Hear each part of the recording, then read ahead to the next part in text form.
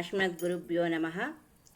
యోగ సిద్ధి పదంలో యోగ సంసిద్ధత సంబంధించిన విషయాలను గురించి తెలుసుకుంటూ ఉన్నాం. వియోగములో భగవంతుని ఆరాధించే పద్ధతిని బోధించిన శ్రీ చైతన్య మహాప్రభు కూడా ఈ సాయుధ్య ముక్తిని తిరస్కరించారు. ముందు చెప్పినట్లుగా శుద్ధ భక్తుడు ముక్తిని ఆశించుడు, అతడు జన్మజన్మలకు శ్రీకృష్ణునికి భక్తునిగానే ఉండుటను వాచించును. ఇదే శ్రీ చైతన్య మహాప్రభు ప్రార్థన. జన్మలు అనే పదాలు కూడా ముక్తిని కోరుకోవడం లేదని సూచిస్తుంది. దీని అర్థం భక్తుడు తాను ఏ జన్మలో ఎటువంటి జన్మ తీసుకున్నా భగవంతుని పట్ల భగవత్ ప్రేమను, భక్తిని మాత్రము, సేవను, ఈ మూడింటిని మాత్రమే తనకు ప్రసాదించమని ప్రార్థిస్తూ ఉన్నాడు. తాను ముక్తిని పొందినా పొందకపోయినా బాధపడడు. అతడు కేవలం భగవంతుని సేవించుటను, కృష్ణ చైతన్యం నెలకొనటను మాత్రమే వాంఛించును. ఎల్లప్పుడూ భగవంతుని ప్రేమపూరితమైన భక్తియుక్త సేవలు నెలకొలాలని ఆశించడం శుద్ధ భక్తి లక్షణం. ఏమైనా భక్తులు ఈ భౌతిక శరీరంలో ఉన్నప్పటికీ అతడు కేవలం ఆధ్యాత్మిక లోకంలోనే నెలకొని ఉంటుండును. అతడు ఎన్నడూ ఈ 5 రకాల ముక్తులలో దేనిని ఆశించడు. ఉన్నత స్థితికి ఎదగాలని కానీ, సుఖ సౌఖ్యాలను పొందాలని కానీ ఆశించడు. భగవంతుని ధామంలో అతని సాంగత్యాన్ని ఆశించి ఒకరు తప్పక శుద్ధ భక్తులు అవ్వాలి. శుద్ధ భక్తులు కాని వారు ఏ సమయాలలో శరీరం విడిస్తే ముక్తి పొందుతారో శ్రీకృష్ణుడు వివరిస్తూ ఉన్నారు. భగవద్గీత 8వ అధ్యాయం 23వ శ్లోకంలో యత్ర కాలే త్వనావృత్తిం ఆవృత్తిం చైవ యోగినః ప్రయాతాయాంతి తం కాలం వక్ష్యామి భరతర్షభః. ఓ భరతవంశ శ్రేష్ఠుడా, ఏ కాలములందు ఈ జగత్తును వీడుట ద్వారా యోగి వెనకకు తిరిగి వచ్చుట జరుగునో లేక తిరిగి రాకుండునో నేను ఇప్పుడు వివరిస్తాను అని భగవద్గీత 8వ అధ్యాయం 23వ శ్లోకంలో చెప్పినారు. ఇతర దేశాల్లో వలె కాకుండా భారతదేశంలో శిశువు జన్మించినప్పుడు గ్రహఫలాలు, జాతక లెక్కలను సూక్ష్మంగా గణిస్తారు. ఒకరి జాతకాన్ని కేవలం అతడు జన్మించినప్పుడే కాకుండా మరణించిన తరువాత కూడా మరు జన్మలో అతని యొక్క స్థితిగతులను నిర్ధారించడం కొరకు వ్యక్తి జాతకాన్ని పరిశీలిస్తారు. అన్నింటినీ జాతక లెక్కలతో నిర్ణయిస్తారు. ఈ శ్లోకంలో శ్రీకృష్ణుడు కూడా వ్యక్తి మరణించు ప్రత్యేక సమయాన్ని బట్టి అతడు ముక్తి పొందును అనే జాతక సిద్ధాంతాన్ని సమర్థిస్తున్నారు. ఎవరైనా ఒక ప్రత్యేక సమయంలో శరీరం విడిచినచో వారు ముక్తి పొందవచ్చును, లేక మరో క్షణంలో మరణిస్తే అతడు తిరిగి ఈ భౌతిక లోకానికి రావచ్చు. అది అతనికి లభించే అవకాశాన్ని బట్టి ఉంటుంది. కానీ ఏదో విధంగా ఆ అవకాశాన్ని ఒకరు సాధించగలగాలి. కానీ భక్తుని విషయంలో ఈ అవకాశం అనే ప్రశ్నే ఉండదు. గ్రహస్థితి ఎలా ఉన్నా కృష్ణ చైతన్యవంతుడైన భక్తుడు ముక్తిని తప్పక సాధించును. కానీ భక్తులు కాని వారికి మాత్రం ఈ అవకాశాలు వారి మరణకాల గ్రహస్థితులను బట్టి ఉంటుంది. వారు ముక్తి పొంది ఆధ్యాత్మిక లోకంలో ప్రకాశించవచ్చు, లేదా తిరిగి వారు ఈ భౌతిక ప్రపంచంలో మరలా జన్మించవచ్చును. అగ్నిజ్యోతి శుక్ల షణ్మాస ఉత్తరాయణం తత్ర ప్రయాత గచ్చంతి బ్రహ్మ విదోజనాః. పరబ్రహ్మము ఎరిగిన బ్రహ్మవిధులు అగ్నిదేవుని ప్రభావమునందును, కాంతియందును, పగటి యందలి ఏదేని శుభయగడియందును, శుక్లపక్షమునందును లేక సూర్యుడు ఉత్తరమునకు ప్రయాణించు ఉత్తరాయణ పుణ్యకాలమునందు 6 మాసములందు ఈ జగమును వీడుట ద్వారా పరబ్రహ్మమును పొందుదురు. భగవద్గీత 8వ అధ్యాయం 24వ శ్లోకంలో చెప్పారు. సూర్యుడు తన గతులను మారుస్తూ ఉండుటను మనమందరము మనకు తెలుసు. 6 నెలలు ఉత్తరాయణములు రేఖపై, 6 నెలలు ఉత్తరాయణ రేఖపై, మిగతా 6 నెలలు దక్షిణాయన రేఖపై నెలకొని ఉంటాడు. వైదిక గణాంకాల ప్రకారము సూర్యుడు కూడా తిరుగుతూ ఉంటాడు. శ్రీమద్ భాగవతము మనకు అందిస్తున్న సమాచారం ప్రకారము సూర్యుడు ఈ విశ్వానికి మధ్యలో నెలకొని ఉండును. మిగతా గ్రహాల వల్లే సూర్యుడు కూడా తిరుగుతూ ఉంటాడు. అతని వేగము క్షణానికి 16,000 మైళ్ళు. సూర్యుడు ఉత్తరాయణంలో ఉన్నప్పుడు మరణించిన వ్యక్తి ముక్తిని పొందును. కేవలం భగవద్గీతనే కాకుండా వైదిక సాహిత్యాలు కూడా నిర్ణయం కూడా అలాగే ఉంది. ధూమో రాత్రిస్తదా కృష్ణ షణ్మాస దక్షిణాయనం తత్ర చాంద్రమనం జ్యోతిర్యోగి ప్రాప్య నివర్తతే. ధూమ సమయమునందు రాత్రియందు కృష్ణపక్షమునందు సూర్యుడు దక్షిణమునకు ప్రయాణించు దక్షిణాయన సమయమునందును మరణించి యోగి చంద్రలోకమును పొంది మరలా వెనక్కు తిరిగి వచ్చును. భగవద్గీత 8వ అధ్యాయం 25వ శ్లోకంలో.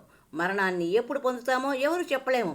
మరణం అనేది యాదృచ్ఛికం. కానీ కృష్ణ చైతన్యంలోని భక్తుని విషయంలో యాదృచ్ఛికం అనే ప్రశ్న ఉండదు. శుక్లకృష్ణే గతిష్యేతే జగతః శాశ్వతే మతే ఏకయా యాత్యనా వృత్తిం అన్యయా వర్తతే పునః. వేదాభిప్రాయం అనుసరించి శుక్లగతి కృష్ణగతి అని జగత్తును విడిచిపో మార్గంలో రెండు కలవు. శుక్లగతిని మరణించేవాడు తిరిగి రాకుండాను, కృష్ణగతిని మరణించేవాడు తిరిగి వస్తాడు.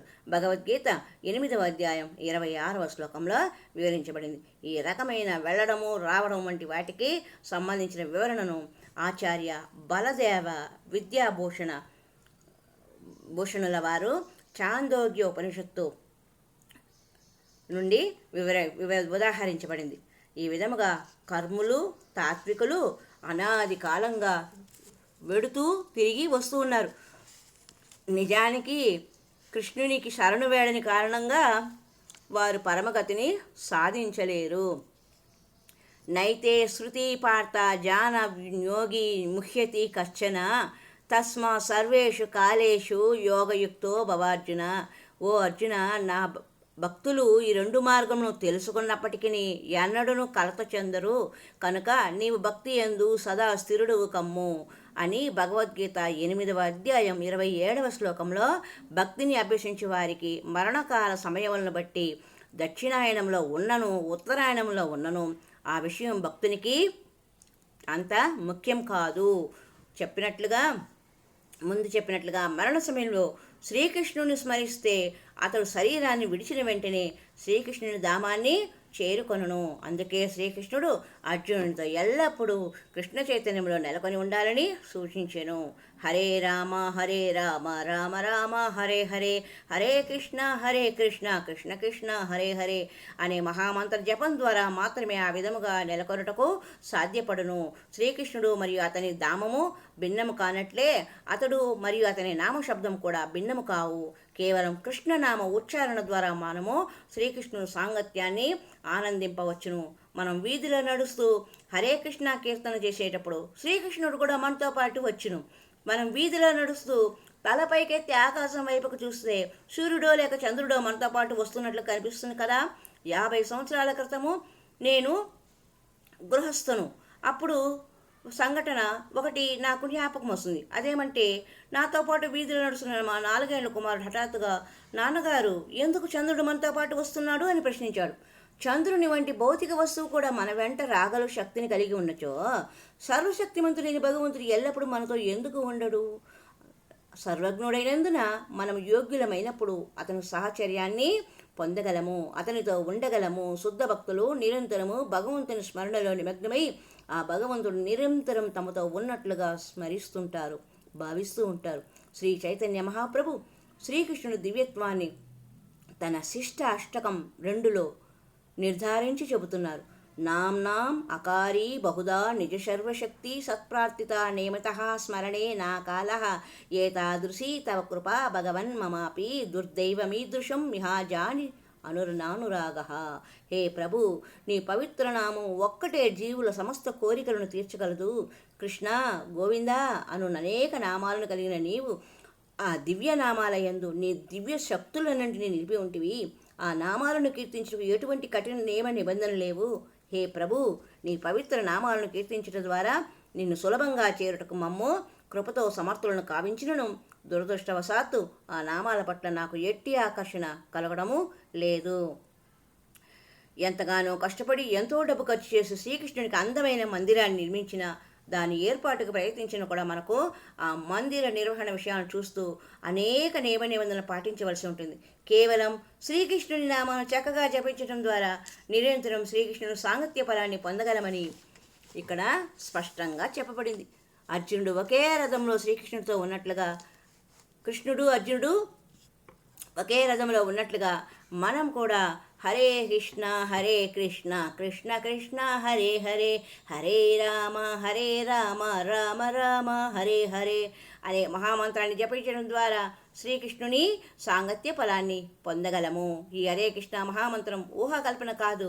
ప్రామాణికులందరితో కూడా శ్రీకృష్ణుని అవతారమైన శ్రీ చైతన్య మహాప్రభు ద్వారా కూడా ప్రామాణీకరించబడింది. ఈ శ్రీ చైతన్య మహాప్రభు, హే భగవాన్, నీవు ఈ జగత్తులోని జనుల పట్ల మిక్కిలి దయగలవాడవు. నీవు నీ నామరూపంలో విస్తరిస్తూ వారు నీ సాంగత్యాన్ని పొందునట్లు చేస్తున్నావు అనేను. హరే కృష్ణ మహామంత్రం సంస్కృత భాషలో ఉండటం వల్ల చాలామందికి అర్థం తెలియకపోవచ్చు. అయినను దానిని జనం మధ్యలో బిగ్గరగా కీర్తించినప్పుడు అది మరింత ఆకర్షణీయమవుతుంది. ఎంతటి ఆపదలో ఉన్నప్పటికీ మనము ఈ మహామంత్ర కీర్తనను చేసినచో అన్ని రకాలుగా రక్షింపబడదము. ఎల్లప్పుడూ ఈ భౌతిక జగత్తులో మిక్కిలి ప్రమాదకర పరిస్థితుల నడుమ నివసిస్తున్నట్లుగా గుర్తించవలను. శ్రీమద్ భాగవతము దశమస్కందము 14వ అధ్యాయం 58 శ్లోకంలో నిర్ధారించి చెబుతున్నది, పదం పదం యద్విపదం నాతేషాం. అడుగు అడుగున ప్రమాదములు ముండును.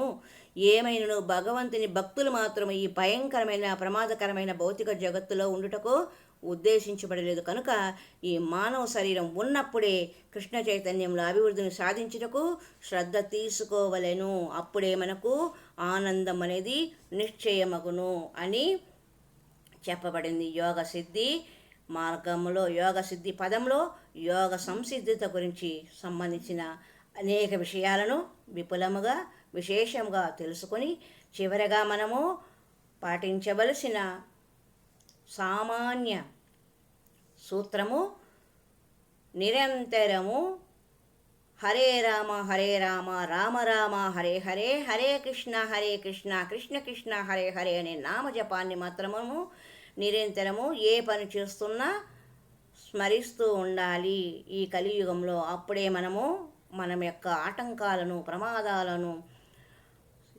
ఎటువంటి విపత్కర సంఘటనలైనా ఎదుర్కొని మనము ధైర్యంగా నిలబడగలము అనే విషయమును స్పష్టముగా చెప్పబడిన విషయం. హరి ఓం తత్సత్. యదక్షరం పదభ్రష్టం మాత్రాహీనం తు యద్భవే తత్సర్వం క్షమ్యతాం దేవా శ్రీ గురుదేవా నమోస్తుతే. సర్వం శ్రీకృష్ణార్పణమస్తు. కృష్ణం వందే జగద్గురుం, శ్రీకృష్ణం వందే జగద్గురుం, కృష్ణం వందే జగద్గురుం, శ్రీకృష్ణం వందే జగద్గురుం. శ్రీనివాస కృష్ణ కృష్ణ, శ్రీకర కృష్ణ కృష్ణ కృష్ణ, నీరజనాభ కృష్ణ కృష్ణ, వెంకటరమణ కృష్ణ కృష్ణ, కృష్ణం వందే కృష్ణం వందే జగద్గురుం, శ్రీకృష్ణం వందే జగద్గురుం. హరి ఓం తత్సత్.